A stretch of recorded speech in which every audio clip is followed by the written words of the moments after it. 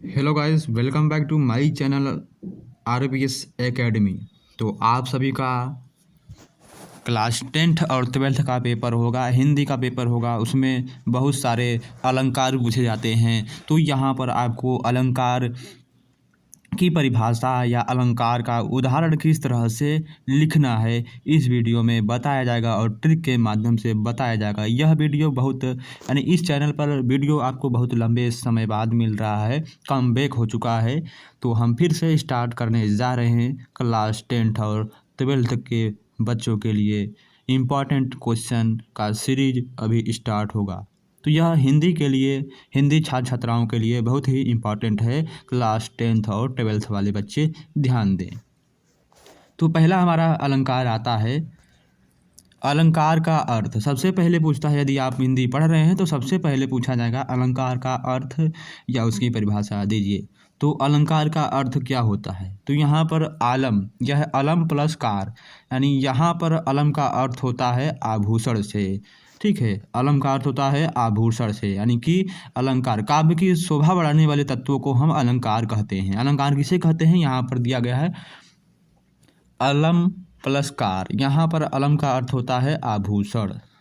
ठीक है, काव्य की शोभा बढ़ाने वाले तत्वों को हम अलंकार कहते हैं। इस तरह से आप अलंकार की परिभाषा दे सकते हैं। चलिए नेक्स्ट बढ़ते हैं हम। तो यहाँ पर नेक्स्ट हमारा है दिया है अलंकार के मुख्यतः दो भेद होते हैं। कौन कौन से होते हैं? अर्थ अलंकार और शब्द अलंकार। अलंकार के मुख्य दो भेद होते हैं, सब अर्थ अलंकार और शब्द अलंकार। आगे बढ़ते हैं हम। तो सबसे पहले बात करेंगे हम अर्थ अलंकार की। तो यहाँ पर हम सबसे पहले बात करेंगे अर्थ अलंकार की। अर्थ अलंकार में सबसे पहले आता है रूपक अलंकार। ठीक है, रूपक अलंकार जब पंक्ति में केवल योजक चिन्ह आए, जब पंक्ति में केवल योजक चिन्ह आए। योजक चिन्ह क्या बच्चों? योजक चिन्ह का मतलब क्या होता है? जब पंक्ति में केवल योजक चिन्ह आए और क्या है, योजक चिन्ह के साथ साथ क्या है, सा सी से न आए, तो हम क्या कहेंगे? यह रूपक अलंकार है। जैसे उदाहरण देख सकते हैं यहाँ पर, मैया मैं तो चंद्र खिलौना ले हो, चरण कमल बंदो हरिराई। तो इसमें आपको क्या योजक चिन्ह का मतलब क्या है? यहाँ पर जो दिख रहा है यह क्या है? योजक चिन्ह। ठीक है, और जो इसके नीचे लिखा रहता है उसे हम अंडर स्कोर कहते हैं। इसे हाइपन से, इंग्लिश में इसे हाइपन से बोलते हैं। ठीक है, योजक चिन्ह को इंग्लिश में हम हाइपन से बोलते हैं। तो यहाँ पर बीच में यदि योजक, जैसे माता पिता आ गया तो बीच में योजक चिन्ह लगेगा जरूर, तो उसे हम क्या कहेंगे? यदि बीच में योजक चिन्ह है तो उसे हम रूपक अलंकार कहेंगे। यह रूपक अलंकार की परिभाषा है यहाँ पर। और उदाहरण यहाँ पर दिया गया है, मैया मैं तो चंद्र खिलौना ले हो और चरण कमल बंदो हरिराई। ठीक है, चलिए आगे बढ़ते हैं हम। आगे हमारा आता है अतिशयोक्ति अलंकार। जब किसी, इसकी परिभाषा क्या है? जब किसी बात का वर्णन बहुत बढ़ा चढ़ाकर किया जाता है, जहाँ पर यानी जब किसी बात को यानी है कुछ और बता रहे हैं कुछ और। ठीक है, उसी को हम अतिशयोक्ति अलंकार कहेंगे।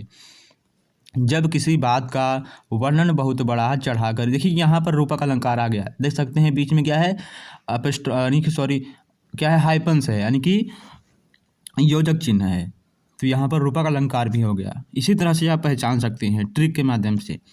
तो यहाँ पर हम बात कर रहे थे अतिशयोक्ति अलंकार की। जब किसी बात का वर्णन बहुत बढ़ा चढ़ाकर किया जाता है तब वहाँ पर अतिशयोक्ति अलंकार होता है। जैसे मान लीजिए यहाँ पर क्या दिया गया है? आगे नदियाँ पड़ी हैं। क्या है? आगे नदियाँ पड़ी अपार। क्या है? आगे नदियाँ पड़ी अपार, घोड़ा कैसे उतरे पार। राणा ने सोचा इस पार, तब तक चेतक था उस पार। यह क्या है? इसमें देखिए बात को बढ़ा चढ़ाकर किया गया है।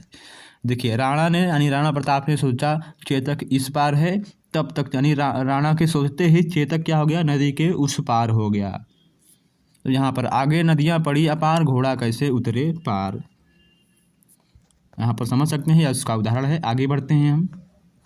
आगे हमारा है अनुप्रास अलंकार। वर्ण बार बार आए तो वहाँ पर अनुप्रास अलंकार होता है। जब किसी शब्द में वर्ण बार बार आए तो वहाँ पर अनुप्रास अलंकार होता है। ध्यान दीजिए, जब किसी शब्द में क्या है? जब किस यानी वर्ण में जब किसी शब्द में बार बार आए तो वहाँ पर अनुप्रास अलंकार होता है। वर्ण मतलब क्या होता है? यहाँ पर लेटर, लेटर मतलब वर्ड होता है। जब किसी शब्द में यानी जब किसी शब्द में लेटर यानी वर्ड बार बार आए तो वहाँ पर अनुप्रास अलंकार होता है।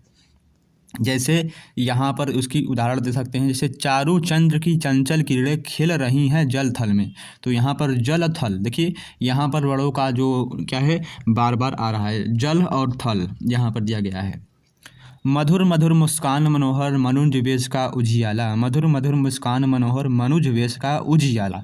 यहाँ पर मधुर मधुर यानी यह क्या है अनुप्रास अलंकार है। चारू चंद्र क्या है चारू चंद्र, यहाँ पर देखिए अनुप्रास अलंकार यानी यहाँ शब्दों की पुनरावृत्ति बार बार हो रही है। जहाँ पर शब्दों यानी कि लेटर यानी वर्डों का पुनरावृत्ति बार बार हो वहाँ पर अनुप्रास अलंकार होता है। चलिए आगे बढ़ते हैं हम। यहाँ पर दिया है अर्थ अलंकार उपमा अलंकार। तो यहाँ पर कैसे उपमा अलंकार की परिभाषा लिखेंगे, यहाँ पर देख सकते हैं, जब पंक्ति में योजक चिन्ह आए, यह है जब पंक्ति में योजक चिन्ह है, अभी हमने योजक चिन्ह के बारे में भी उधर बात किया था, ठीक है। जब पंक्ति में योजक चिन्ह आए और शब्द सा सी से सरी से आए, शब्द सा सी से और सरी से आए, तब वहाँ पर उपमा अलंकार होता है। कैसे मुख चंद्रमा सा सुंदर है कर कमल सा कोमल है, मुख चंद्रमा सा सुंदर है यह है कल कमल सा कोमल है। तो यहाँ पर योजक चिन्ह आ गया तो यहाँ पर उपमा अलंकार है। आगे बढ़ते हैं हम। आगे हमारा कौन सा अलंकार है, मानवीकरण अलंकार। यह अक्सर पूछा जाता है यानी कि बहुत कम पूछा जाता है। तो मानवीकरण अलंकार की परिभाषा हम कैसे देंगे, जैसे जब प्राकृतिक चीज़ों में मानवीय भावनाओं के होने का वर्णन हो तब वहाँ पर मानवीकरण अलंकार होता है। जब प्राकृतिक चीज़ों में मानवीय भावनाओं के होने का वर्णन होता है तब वहाँ पर मानवीय अलंकार होता है। जैसे यहाँ पर देख सकते हैं, फूल हंसे कलियाँ मुस्कुराई, फूल हंसे तो कलियाँ मुस्कुराई यानी फूल हंसेगा तो कलियाँ मुस्कुराई। यहाँ पर प्राकृतिक भावनाओं में मानवीय भावनाओं का, प्राकृतिक चीज़ों में मानवीय भावनाओं का यहाँ पर बात कहा गया है। फूल हंसे तो कलियाँ मुस्कुराई। चलिए आगे बढ़ते हैं। देखिए आगे कौन सा अलंकार है, यहाँ पर आगे दिया गया है अर्थ अलंकार यानी उत्प्रेक्षा अलंकार के बारे में दिया गया है। यहाँ पर उत्प्रेक्षा अलंकार क्या है, उत्प्रेक्षा अलंकार। एक बार वीडियो को शेयर कर दीजिए। यदि आपको इस वीडियो को PDF चाहते हैं तो हमारे टेलीग्राम चैनल का लिंक आपको डिस्क्रिप्शन बॉक्स में मिल जाएगा, आप वहां से जाकर जुड़ के ले सकते हैं PDF। तो उत्प्रेक्षा अलंकार, यदि पंक्ति में मनु जनु मनहु मानो जानो आदि आता है वहाँ पर उत्प्रेक्षा अलंकार होता है। क्या है, यदि पंक्ति में या किसी पंक्ति में मनु जनु मनहु मानो जानो आदि आता है तो वहाँ पर उत्प्रेक्षा अलंकार होता है। जैसे यहाँ पर देख सकते हैं, ले चला साथ में तुझे कनक, ले चला साथ में तुझे कनक, जयों भिक्षुक लेकर स्वर्ण, नेत्र मानो कमल। क्या है, नेत्र मानो कमल। यहाँ पर मानो आ गया है, यहाँ पर मानो आ गया है तो यहाँ पर उत्प्रेक्षा अलंकार है। यहाँ पर ले चला साथ तुझे कनक, जयों भिक्षुक लेकर स्वर्ण, यहाँ पर देख सकते हैं, यहाँ पर जयों आया है, कनक आया है, ठीक है। ये सभी ट्रिक हैं। तो उत्प्रेक्षा अलंकार की परिभाषा उदाहरण इस तरह से दे सकते हैं।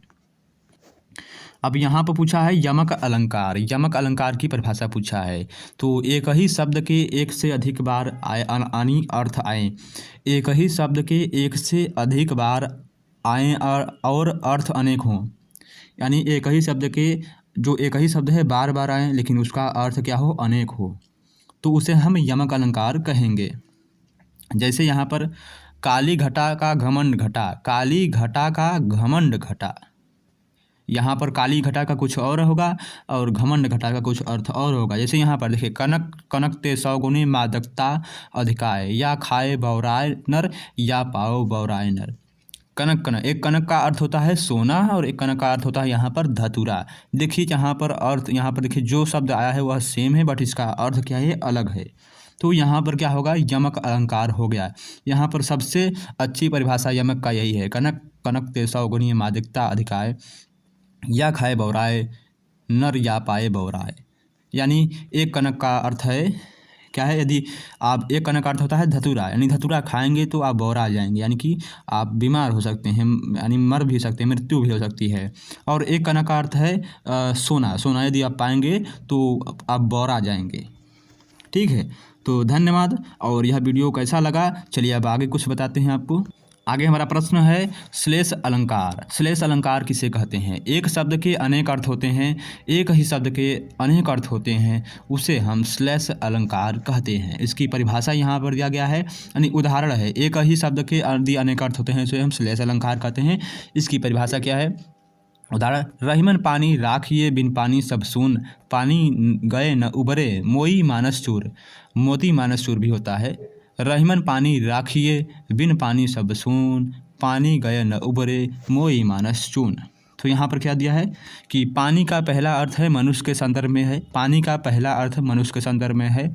जब इसका मतलब विनम्रता से है, रहीम कह रहे हैं कि मनुष्य में हमेशा विनम्रता यानी पानी होना चाहिए। पानी का दूसरा अर्थ क्या है?